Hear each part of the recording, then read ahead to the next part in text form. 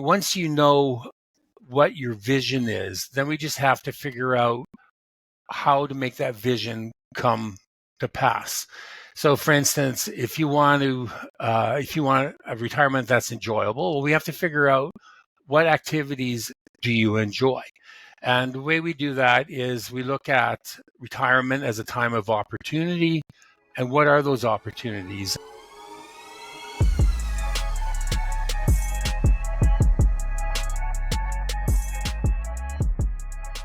Thank you for listening to the Interesting People You Meet podcast. This podcast is sponsored by Newground Financial. Newground Financial is a full-service investment and insurance brokerage firm that specializes in employee benefit plans, corporate insurance, and retirement planning.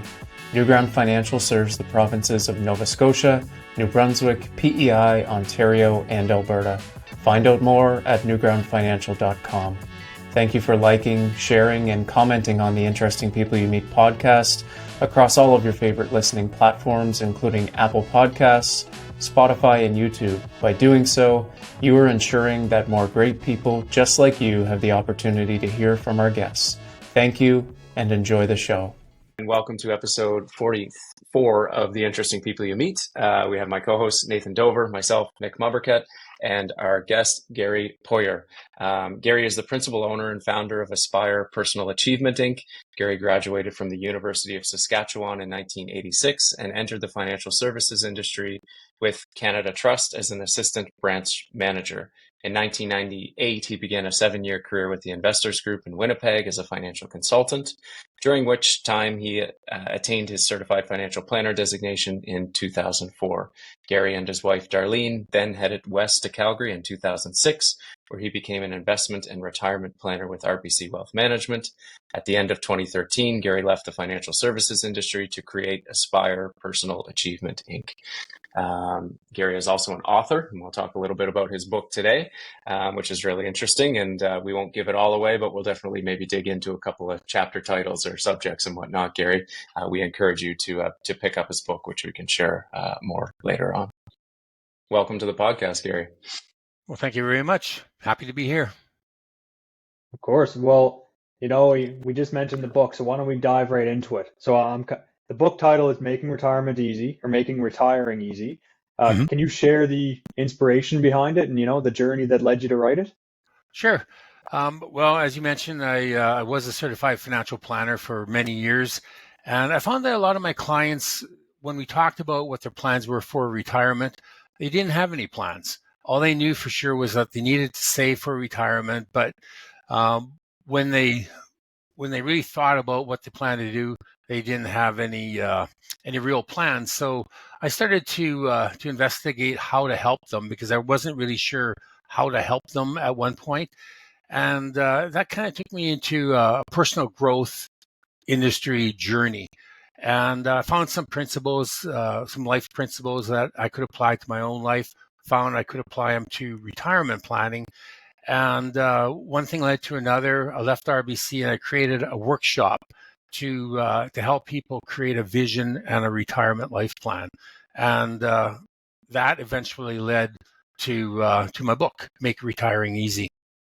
And the book is really designed for financial advisors to use as a template to help their clients. But anybody can pick up the book, read it, and understand the principles. Yeah, you just mentioned, there's obviously some challenges, and a lot of clients don't really know what exactly they're trying to do with their retirement and what their retirement goals are. So what kind of challenges do you face when you're talking to these clients and they just really don't know where to start or don't know what they're looking for long term? Okay. Well, what I try and do is I get them to try and think about what's really important to them in their life and what's meaningful. So we always start with creating an initial or early version of their retirement vision. And the way I do that is I just have them use a timeline. So they draw a timeline on a piece of paper, and they mark their date of birth, today's date, the day they want to retire, and then 20 years into the future after their retirement. And I say to them, if we sat down and talked about your past you could describe it for me if I prompted you with some questions. In the same way, you can define what you want from the future just by using 3 to 5 adjectives. And for instance, in my own personal life, I want a retirement that's unique, enjoyable, vibrant, meaningful, and true to my heart. Once, and I'll use you as an example, Nathan, once you know what your vision is, then we just have to figure out how to make that vision come to pass. So, for instance, if you want a retirement that's enjoyable, well, we have to figure out what activities do you enjoy. And the way we do that is we look at retirement as a time of opportunity. And what are those opportunities? And the opportunities really range from doing nothing, like sitting, just relaxing, to starting all over, starting a new business, for instance, reinventing yourself, deepening personal relationships, and so forth. And then we look at the major changes that can take place in retirement, and then your life purpose as well. So we kind of go through a whole set of exercises to help the clients figure out what it is that they want to do in retirement. Very cool. As from a planner's perspective, I I think who ends up being the ideal person who likes this type of approach. And I say that because they're my ideal clients. Those who like to think more about, less about the numbers, or, the numbers to me, I don't know, they're easy. It's this side that you talk about, in my opinion, that is of utmost importance and often forgot about with many people who have more designations than they do spelling in their last name. So how do you queue up these conversations with those specific clients, like, by use of open-ended questions, or, what does that process look like? And how do you make them comfortable with, if Gary, or now Nick and Nathan, walk in and we look and sound and feel different than everyone else that they've ever thought of as a financial planner, how do you open that conversation? Okay. I guess the easiest way would be just to ask them, when you think about retirement, what is it that you think about? And most people will think about retirement from two perspectives. They'll think about it from the financial perspective, because they usually work with a financial advisor. We need money throughout our lifetime, so it's just natural that they would think about money and retirement. But I also find that a lot of people think about retirement just from the perspective of how their life is just before they retire. But then the question is, what if you're dealing with a business owner or professional or corporate executive who doesn't know what they want from their retirement, because they've been so busy building their business or their practice that they're at a loss. I don't know what I'm going to do in retirement. I have no idea. That's where we have to really start investigating and finding out what's important to the person. And a good place to start is even a life purpose, because a lot of business owners or professionals will identify who they are with what they do, so that when they leave their profession, for instance, or their business, all of a sudden they're at a loss as to what their purpose is, or who they even are. So, we go through a life purpose exercise to try and help them understand that just because they were a lawyer, for instance, for the last 40 years, they don't have to be a retired lawyer. They can come up with a new life purpose. Their life purpose can evolve. And for somebody that never really thought about what their life purpose has been, we explain to them that, well, just because you haven't identified what your purpose is up to this point doesn't mean that you don't still have a purpose. So if we can help the person come up with a purpose, at least then they've got a little bit of direction. And that's where we then go through some questions regarding, do they want to start a new business? Or we explain to them, okay, retirement can be a new beginning, but it can be a new beginning not just for a business. It could be a hobby. It could be a new educational program. It could be a new way of thinking. we can reinvent themselves. And then we go into talking about relationships and personal legacy and so forth as well. So there is quite a range of exercises that we go through to help the person really think about what it is that they want from their retirement. Excellent. And if I could just add one more thing, a lot of people when they retire, they have this idea that all of a sudden it's almost like a vacation or recess from school. So one of the things to try and explain to the people is that retirement can be viewed as a personal journey. And in order to really personalize your journey, you have to think about you have to think about the amount of effort that you want to give to your retirement, because it's like anything. The more effort you put into your retirement in terms of thinking about a vision and a plan and what you want to do, the better your retirement's going to be. And so, we talk about effort, we talk about discipline. One of the exercises that we go through also deals with expectations. Nick, if I were to ask you, Nick, what do you expect from life today? So as we sit here in 2024, what is it that you expect? And that's kind of a broad question, but how would you answer that? When you get up in the morning, what do you expect from the day? Energy came to mind really quick for some reason. So Okay. 1, to breathe, 2, to have a lot of energy, and I guess excitement. Let's go. Okay. But when you get up in the morning, if you were to really think about it, you expect opportunity to come your way, right? You're a hardworking individual, and because you work hard, you've planned and you anticipate that opportunity is going to come your way. In the same way, you would expect adversity, some challenges. Mm-hmm. Now, it's rare that a day goes by that is perfectly planned. Something's going to happen to throw you off course. Okay, Yes. well, that's what you expect from life. But when you turn that around and you wonder, or you ask yourself, what does life expect from me?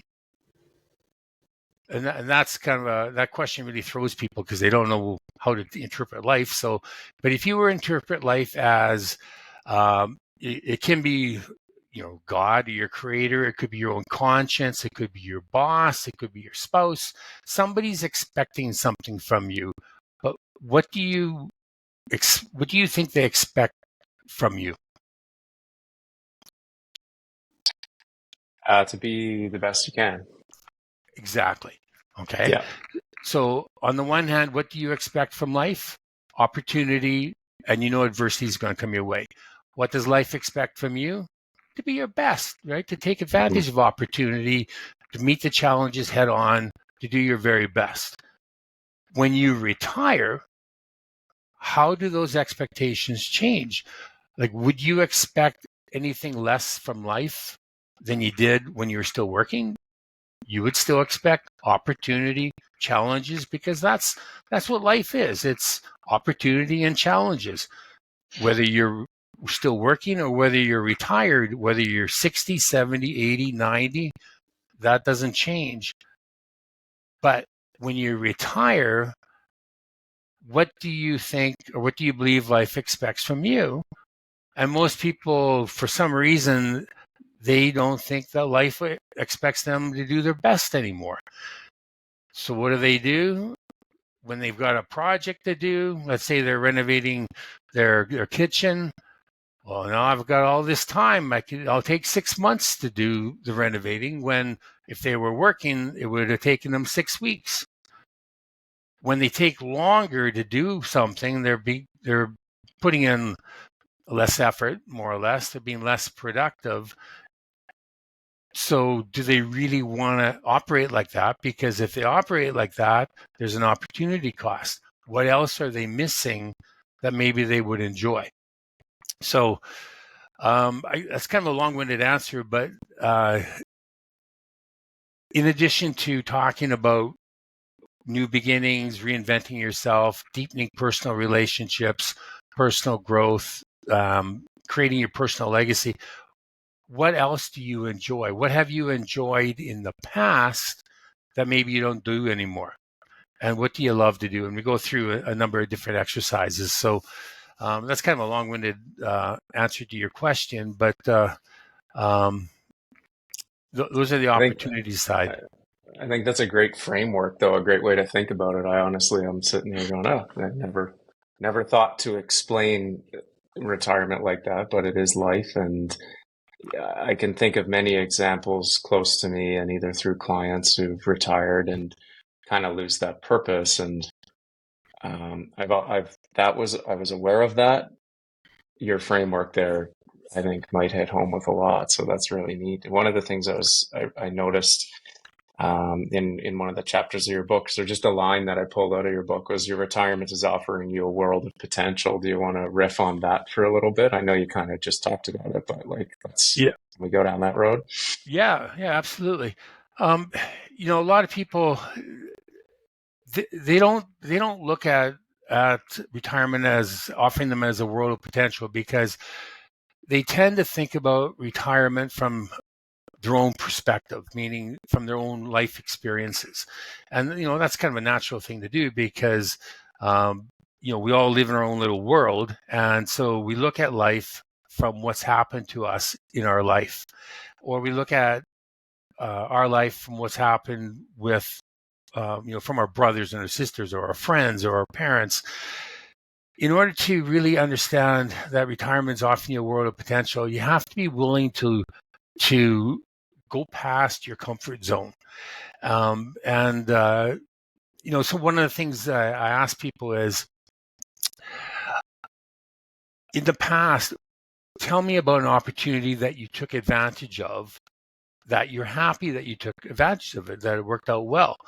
And most people can think of an opportunity. And then tell me about an opportunity that you didn't take advantage of, that you wish that you had, and why didn't you? And so sometimes you have to look for that potential that retirement's offering you outside your comfort zone. Like, talk to people, read books, come to my workshop. Talk to your financial advisors and ask them what their plans are. People, they have to realize that I say that retirement is the final frontier.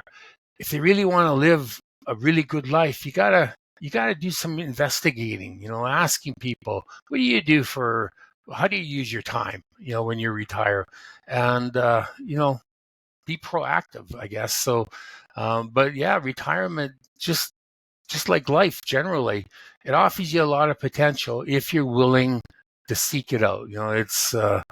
Um, it's a thinking process, and like I said, retirement is a personal journey, and it offers you a ton of opportunity. It's a really good, like, using retirement as a tool to talk about these things, or as a point on the journey. Uh, is a great way to bring the subject up. I'm concerned that most don't ask themselves these questions, not only in retirement, not pre-retirement, but maybe not even throughout their whole life. Yeah. Nathan and I are on, the early end of our career, and, seeing a lot of, millennials and whatever, age range clients.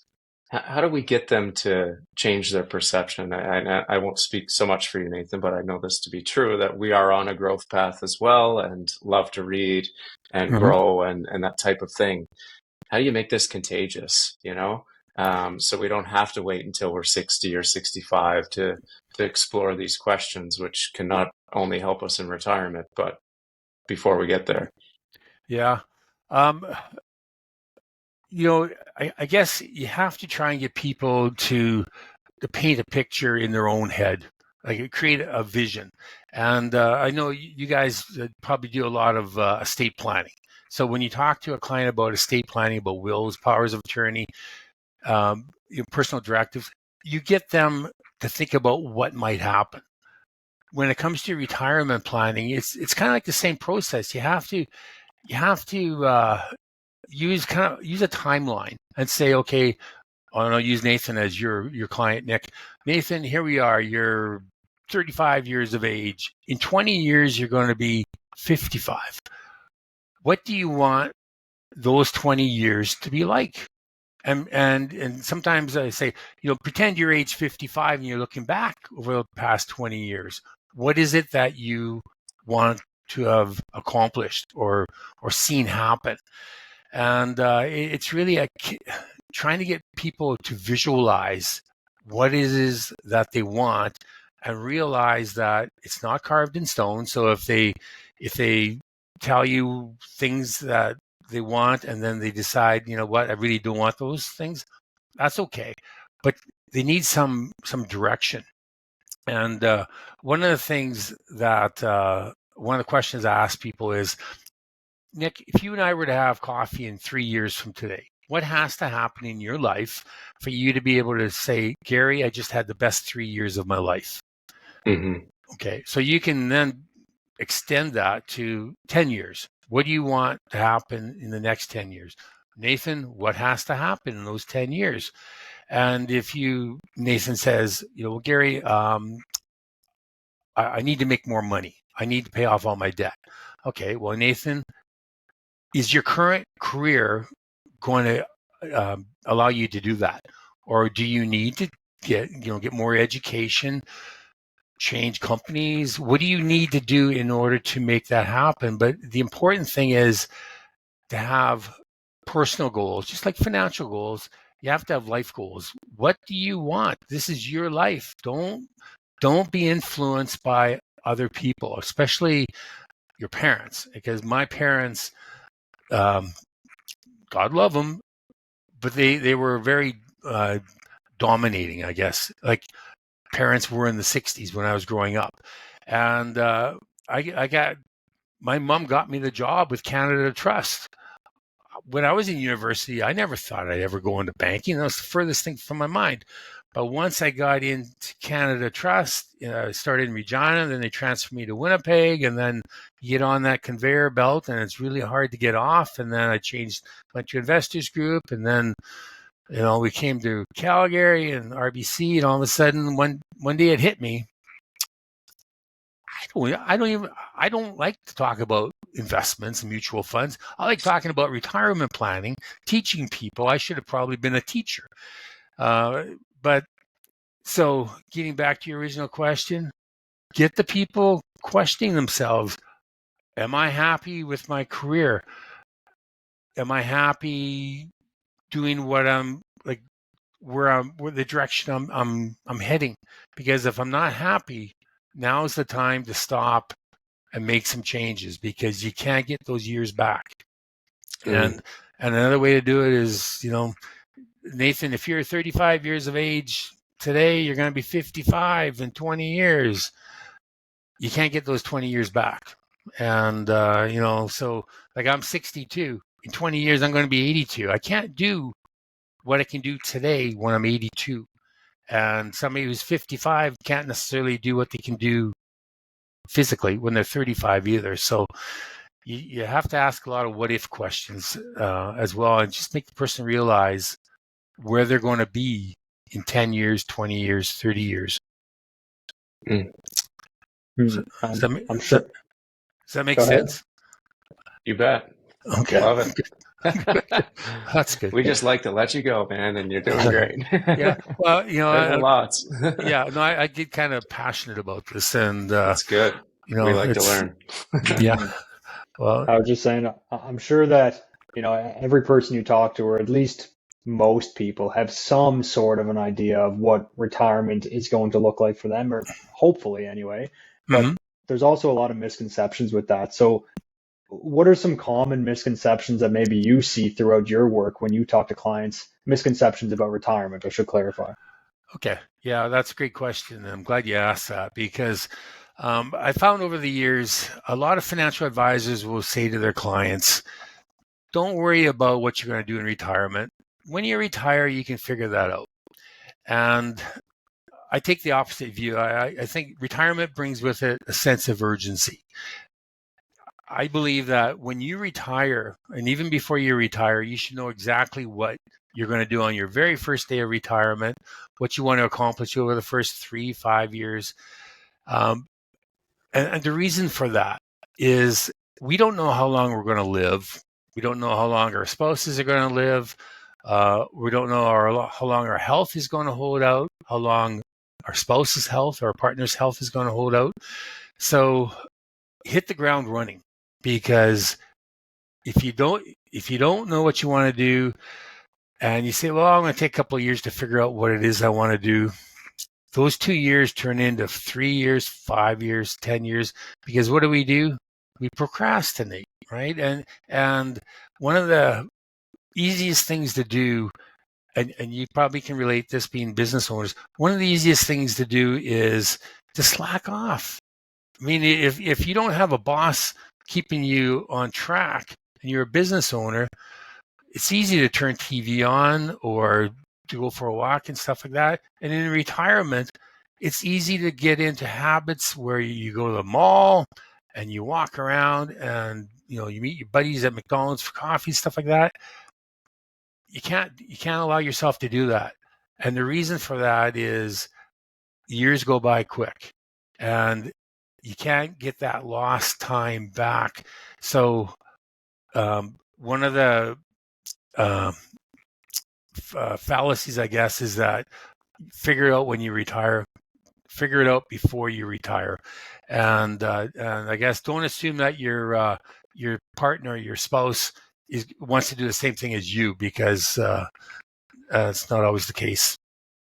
It's funny. This morning, I dropped my 3 kids off at school, and the youngest, who's 3, is not yet in school, and the 5 and 7-year-old are. So they were walking up the hill together, and I'm crying behind them, looking like how quick time goes by.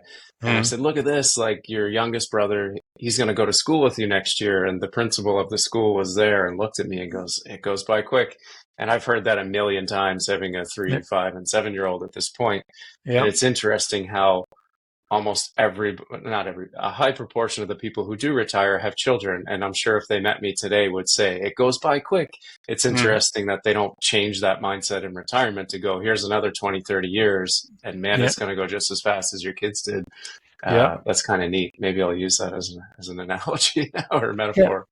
Yeah. But that's a good example, because I mentioned a little bit earlier, I'm 62. In 20 years I'm going to be 82.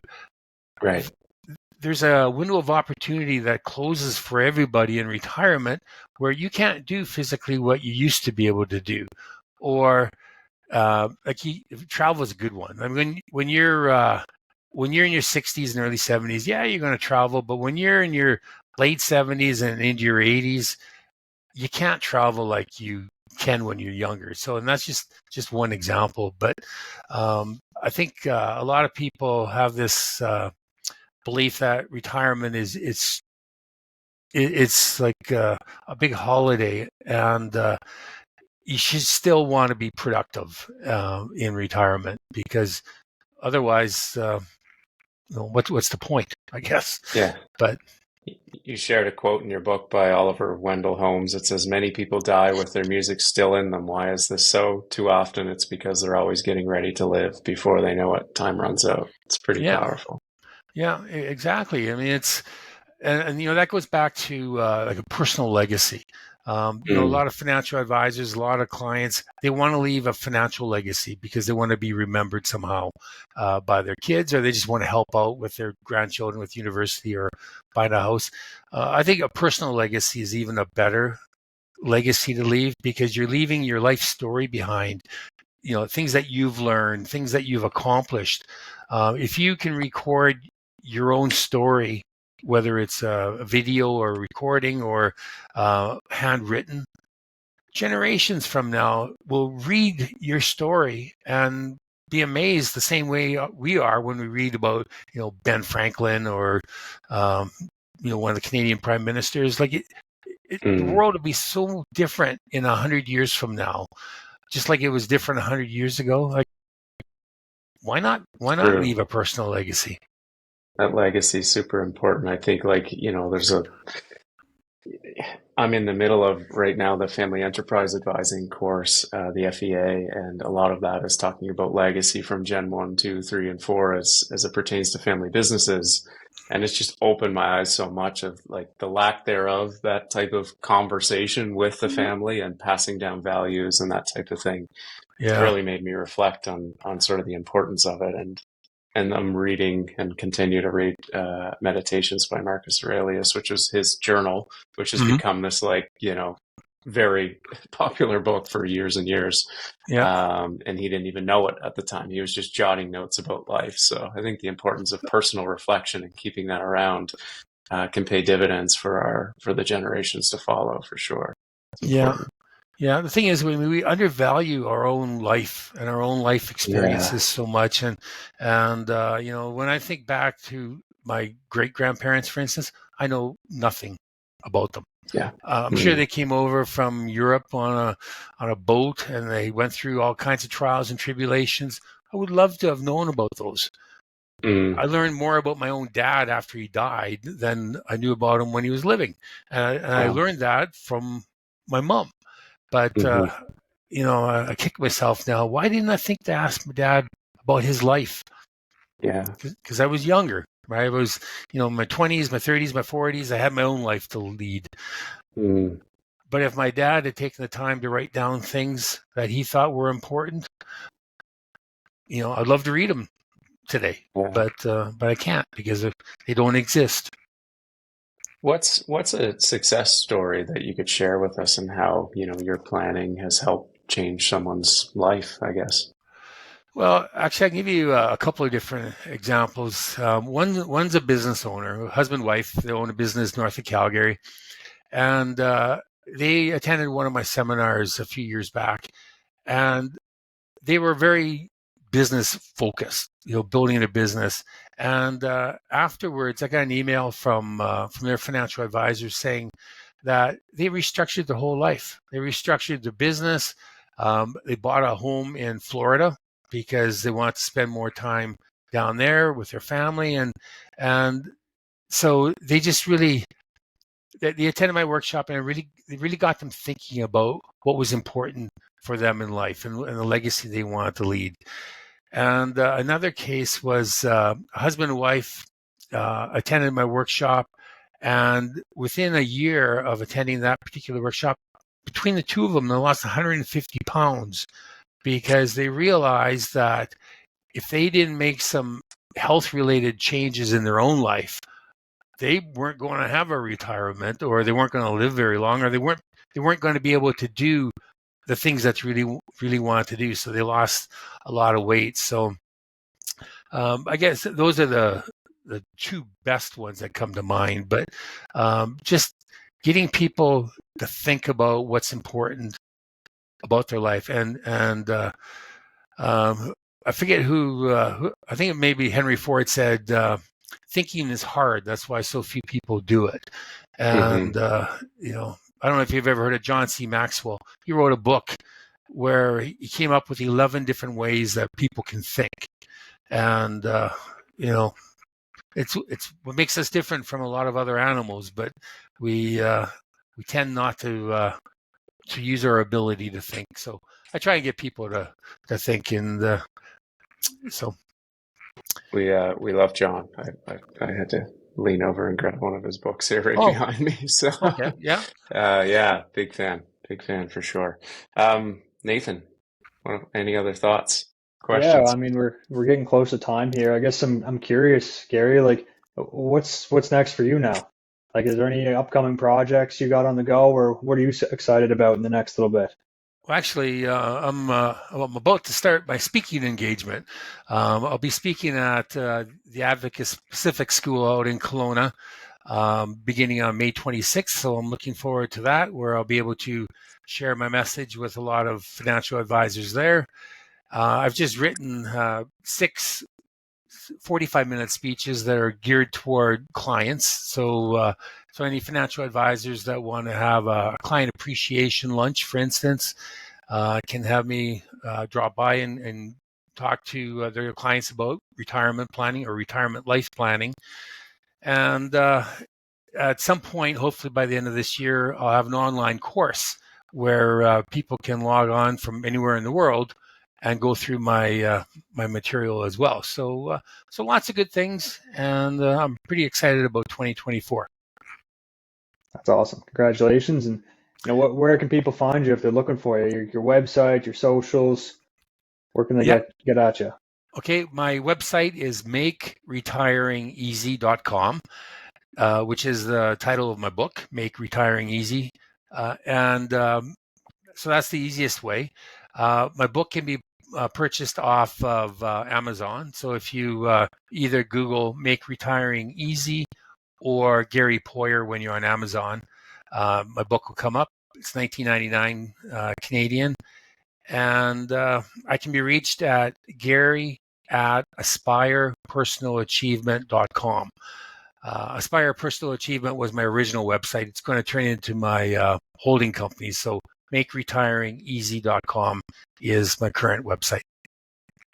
And I'm on LinkedIn as well. Awesome. Well, this has been episode 44 of The Interesting People You Meet with Gary Poier. Thank you so much for joining us. I really enjoyed this. I'm sure our audience did, and hopefully they'll reach out and we'll be in contact soon too. Okay. Well, thank you very much. Thank you, Gary.